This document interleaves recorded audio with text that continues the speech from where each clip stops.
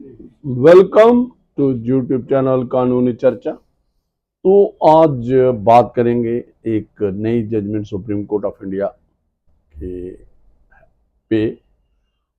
लेकिन उससे पहले थोड़ा हिस्ट्री में जाते हैं और ये एक मैं कहता हूं कि जब व्हील इन्वेंट हुआ पहिया, तो पहले तो सिस्टम था, उससे कार्ट आया, बैलगाड़ी आई।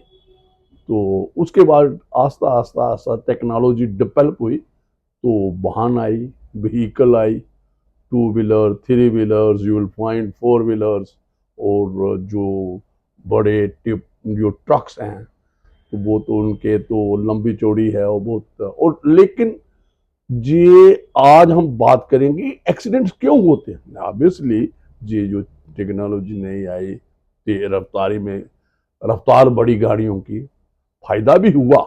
जो हमारे लोग हैं, जो इस इंडस्ट्रियलाइजेशन होने से, जी टेक्नोलॉजी आने से, गति आने से, और ये मोटर व्हीकल्स जो आई हैं, इनसे हुआ है। लेकिन साइमल्टेनियसली ह्यूमन सफरिंग हुई है। एक्सीडेंट्स की जो रेशो है वो, और जो एक्सीडेंट से जो मोटर व्हीकल वजह की तेज रफ्तारी नेग्लिजेंस ड्राइवरों की हुई है, उसकी भी काफी तादाद है। दो किस्म के एक्सीडेंट, एक तो जब इन्वेस्टिगेशन होती है, एफआईआर लगती है, तो रिपोर्टिंग होती है पुलिस के पास, तो कुछ केस डिटेक्ट हो जाते हैं। लेकिन काफी तादाद उन केसेस की है जो हिट एंड रन में आते हैं, जो जिसकी डिटेक्शन ही नहीं होती है। तो गवर्नमेंट ऑफ इंडिया ने इस पे भी स्कीम बनाई है। पहले तो मोटर व्हीकल एक्ट ही इसको डील करता था, अब स्कीम बनाई है, उसका एक उसमें कंपनसेशन रेज किया, एक वो है। तो एक मोटर व्हीकल एक्ट के नीचे जो compensation motor accident claim tribunal grant करता है, जब पटिशनर जो भी विक्टिम है खुद, हाँ, जब उसके legally if the victim is dead, तो जो रोड ट्रैफिक एक्सीडेंट का जो सफरर है, अगर वो जिंदा है तो खुद क्लेम करेगा, और अगर कोई दूसरा है, डेथ है, तो डेथ केस है, तो उसमें क्या आ जाएगा, उसके लीगल ईयर्स करते हैं, क्लेम करते हैं मोटर। और एक और इन्होंने थोड़ा सा प्रॉम्प्ट करने के लिए एडिशन किया था, एक प्रोविजन है 158 में, सब सेक्शन 6 है, उसमें अगर रिपोर्टिंग एफआईआर लगी, इन्वेस्टिगेशन हुई, तो एक ऑब्लिगेशन डाली हुई है किसके पास ऊपर, जो जो हमारा official incharge of police station है, ये भी है। और इनको पे भी, ओनर और ड्राइवर पे भी किया है कि आप डॉक्यूमेंट्स जो रिलेटेड टू व्हीकल्स है, ड्राइविंग लाइसेंस है, अगर ट्रांसपोर्ट व्हीकल है उसकी रजिस्ट्रेशन, तो प्राइवेट व्हीकल सर्टिफिकेट है, परमिट होता है, फिटनेस होती है, ये सारे डॉक्यूमेंट जो भी रिलेटेड डॉक्यूमेंट है वो आपको देने हैं इन्वेस्टिगेशन के दौरान पुलिस को। तो एक भी है। तो मोटर जो एक्सीडेंट क्लेम्स होते हैं, वो section 166 of motor vehicle act के पास आते हैं। तो उसमें कंपनसेशन जो देते हैं, जो डिटर्मिनेशन का एक तरीका है, कैलकुलेशन का एक तरीका है, वो एक सेट प्रोसीजर है। यू विल फाइंड जो भी शेड्यूल है, जो उसका एक, और सुप्रीम कोर्ट की जजमेंट्स आती हैं वक्तन वक्तन, उसमें काफी चेंजेस आती हैं, और लॉ ये अवाल हो रहा है, और ये एक वेलफेयर लेजिस्लेशन। और सुप्रीम कोर्ट ऑफ इंडिया की मेट है हमारा, मोटर एक्सीडेंट क्लेम ट्रिब्यूनल में, इसकी एक ही होती है, जो विक्टिम है, जहां जो उसके लीगल हियर्स, लीगल रिप्रेजेंटेटिव में से रह गए हैं, उनको प्रॉपरली एडिक्वेटली कंपनसेट किया जाए। तो उसमें, तो आज ये केस एक आया है, एक ये जो हीरा होता है, डायमंड होता है, डायमंड कटर था, कटर का केस है। तो डायमंड कटर सफर्ड इन रोड ट्रैफिक एक्सीडेंट में, इस सफर्ड ग्रीवियस इंजरीज, और ग्रीवियस इंजरीज में इसकी आंख एक चली गई, एक आंख की साइड ही खत्म हो गई, उसको विजन ही खत्म हो गया, तो उसने अपना क्लेम लगाया। तो ये मैं इसका टाइटल बता दूंगा इस केस का, जो ये डायमंड कटर है, तो इसमें हमारा है जी है जियानंदन वर्सेस वर्की एंड अदर्स। ये एक सिविल अपील SLPI। तो ये जो मोटर एक्सीडेंट क्लेम ट्रिब्यूनल था उसने इसकी जो आई एक होता है परमानेंट डिसेबिलिटी, उस पे क्लेम, उसका भी एक मल्टीप्लायर लगता है कि कितनी जो परमानेंट डिसेबिलिटी हुई है, जो ग्रीवियस हार्ट हुआ था, इसकी जो आई को इंजरी हुई थी, आंख को और आंख एक का विजन आई साइड खत्म हो गई थी, उसकी प्रपोज इन्होंने किया पहले कि इसकी जो असेस की कि कितना विजन है। तो मैक्ट ने 49% जो इसकी जो परमानेंट डिसेबिलिटी जो असेस की और जो कंपनसेशन दी उसके बेस पे वो 49% के बेसिस पे दी। और टोटल जो अवार्ड हुआ जो मैक्ट जी केरला हाई कोर्ट का केस था उसमें, और केरला जो एक मैक्ट का केस था, ये है त्रिश्वर जो मोटर एक्सीडेंट क्लेम था। फिर केरला हाई कोर्ट के पास अवार्ड ये असेल हुआ क्योंकि ये कम था। फिर उसके बाद तो 2 ग्राउंड्स फिर सुप्रीम कोर्ट ऑफ इंडिया ने इसमें इनहांस किया। 2 आप कह सकते हो ये एक 2 ग्राउंड जहां 2 फैक्टर्स कंसिडर, 2 हेड कंसिडर करते हुए मैं फैक्ट आता हूं उस पर भी। पहले मैं सीरियल वाइज आऊंगा। पहले मैं कहूंगा कि जो मैक्ट ने कंपनसेशन दी टोटल दी 8,70,000, 8,70,000, लेकिन जो परसेंटेज डिसेबिलिटी की जो परमानेंट डिसेबिलिटी की वो 49 रखी।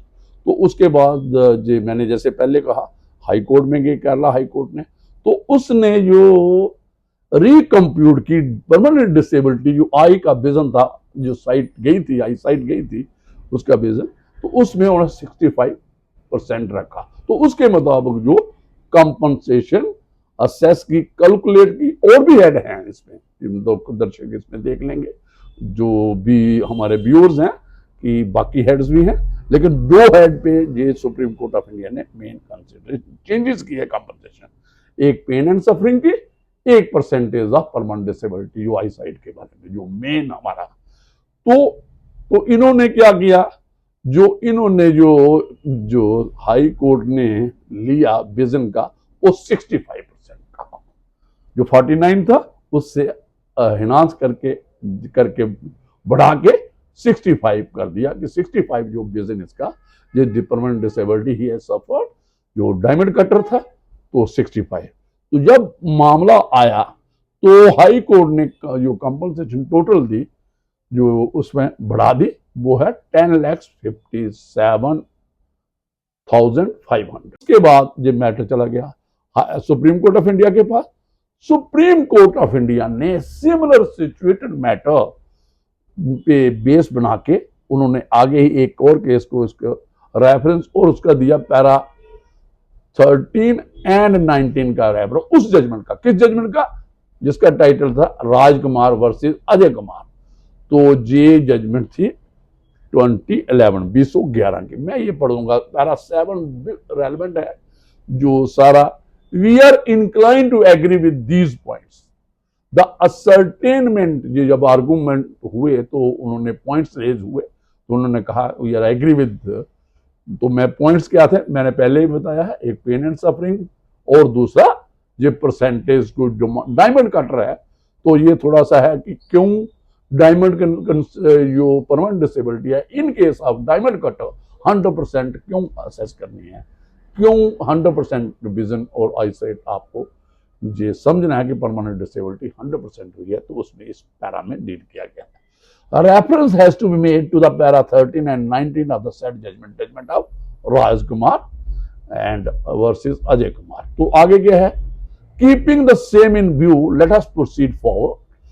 Diamond cutting, as even the uninitiated can understand, is a task of immense skills which involves a great degree of precision and exactitude.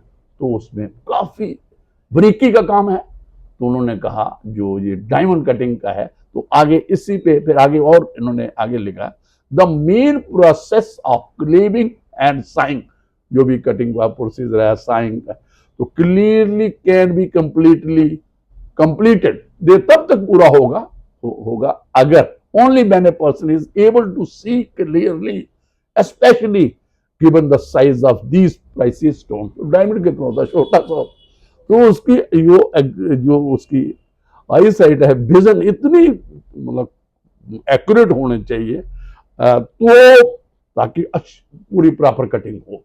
Seeing only with one eye, क्योंकि इसकी one eye बची थी, unquestionably makes it greatly difficult to effectively carry out these process. उसने कहा तो ये possible नहीं है कि एक आंख से वो ऐसा सारा यो काम कर सकता है। 65% as functional disability in our view, जो हाई कोर्ट ने 65% इसकी असेस की थी, in our view is yet again insufficient. ये काम जो सुप्रीम कोर्ट ऑफ इंडिया का जो व्यू पॉइंट आया, given the nature of the profession, इन्होंने किसको रखा कंसिडरेशन में, उसका profession, the indispensability of the ability to see in carrying out the job required, क्योंकि इसकी जॉब क्या थी, ये तो ये जॉब नहीं कि we are of the view the effects of the circumstances of case brain disability of the claimant applicant be taken as 100%। उन्होंने कहा कि ये 100% ये परमानेंट डिसेबल हो गया, जो इसका डायमंड कटर का जो इसका आर्ट था, जो ये काम करता था, जो इसका प्रोफेशन था डायमंड कटिंग का, वो अभी नहीं कर सकता है। और 100% उन्हें परमानेंट डिसेबिलिटी यहाँ पे असेस की, और उसके मुताबिक कंपनसेशन तो एक और आया, मैंने पहले भी बताया है, पेन एंड सफरिंग। तो पेन एंड सफरिंग का जो हेड था उसमें 50,000 जो पहले कंपनसेशन हाई कोर्ट ने दी थी, तो उसको रेज किया, रेफरेंस दिया एक जजमेंट का था, ये जजमेंट है केएस मुरलीधर वर्सेस सुब्बू लक्ष्मी, तो उसमें भी पेन एंड सफरिंग का कॉन्सेप्ट डील किया था। मैं थोड़ा पढ़ दूंगा, पैरा 8 है इस जजमेंट का। Pain and suffering is not only on account of physical pain, ये नहीं है कि only physical pain is to be taken into consideration, what also suffering on account of what has been lost as a result of accident, desire of economic betterment, social betterment। तो आंख है तो वो तो बदसूरत हो गया, एक आंख ही चले गई, ये भी एक हुआ pain and suffering not confined to actual pain, desire of economic betterment, social betterment, once a person is unable to partake in his profession of his choice, क्योंकि डायमंड कटर था, उसका प्रोफेशन था, काफी टाइम से करा था, जो experience था, for no fault of his all these desires are unceremoniously ground to halt. तो सारे जो जे उसको जे हर सिरोमनियसली जो उसकी एक डिजायर थी प्रोफेशनल, वो उसका एक एटीट्यूड था उसमें, वो तो अनसेरेमनियसली उसका खत्म हो गया। तो फिर having regard to the above factors the compensation under this head is enhanced 1.50 lakh.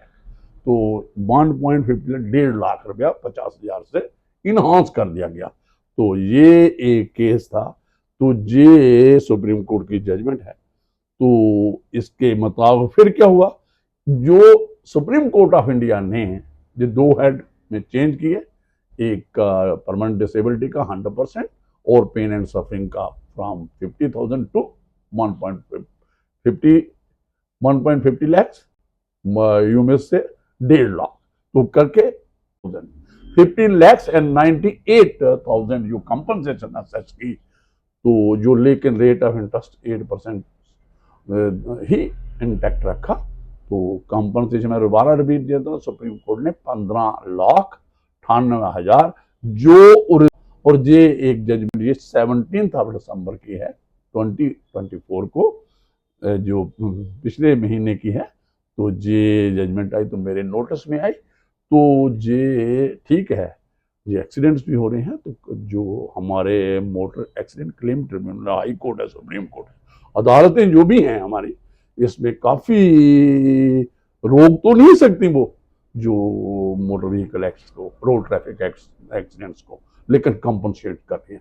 लेकिन इंश्योरेंस कंपनी जो हैं, ये भी, इनको भी काफी रोल अदा करना चाहिए। इसलिए हम ये चाहते हैं जो motor accident claim tribunal legal service authority है कि ये जो इस किस्म के जो डिस्प्यूट्स हैं, खासकर ये वेलफेयर लेजिस्लेशन है, ये लोक अदालत में और सेटल हो, और जो जल्दी से जल्दी जो कंपनसेशन है वो विक्टिम को, जहाँ उसके जो लीगल रिप्रेजेंटेटिव है, जहाँ इंजर्ड है उसको, और जहाँ उसके अगर डेथ केस है तो उसके जो लीगल रिप्रेजेंटेटिव जल्दी से जल्दी उसको मिले, हल हो जाए और प्रॉपर्ली कंपनसेट हो जो भी विक्टिम है रोड ट्रैफिक एक्सीडेंट का, मोटर व्हीकल एक्सीडेंट।